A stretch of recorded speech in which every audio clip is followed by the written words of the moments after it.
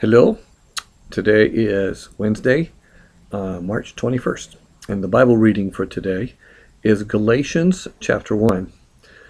Galatians is a book that is famous in Bible study circles for its emphasis on following Christ by following the Holy Spirit and living by the Spirit rather than by a set of rules and regulations. And the verse that stood out to me in chapter 1, verses 6 and the beginning of 7 reads this way: I am shocked that you have so quickly turned from God, who chose you because of his wonderful kindness. You have believed another message, when there is really only one true message. The story is that Paul was writing to the Galatians because he had heard that they were sort of giving up on living by the Spirit and instead trusting in keeping the rules and regulations of the Old Testament.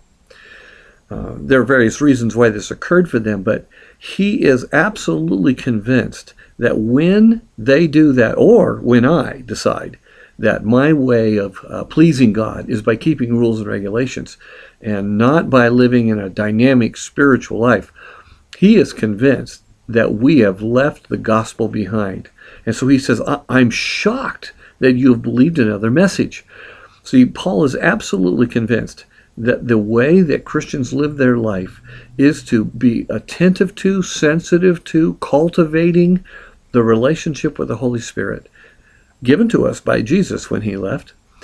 And the Spirit leads us and guides us daily, minute by minute, into the life that Jesus wants us to have. Now, Jesus gave us an evaluation as well about what it means to follow him. And in a couple of places he says, if you love me, you will keep my commandments. You'll do what I say. Now, I don't think he is saying, hey, if you love me, you better step up and do what I'm telling you to do.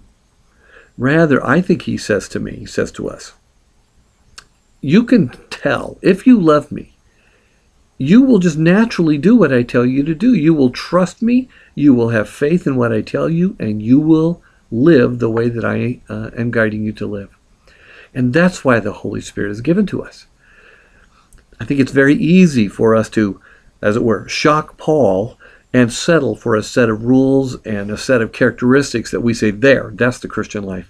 When all the while the Holy Spirit wants to lead us and guide us from just right inside our hearts and spirits into what living a dynamic, relating, organic relationship with God is like.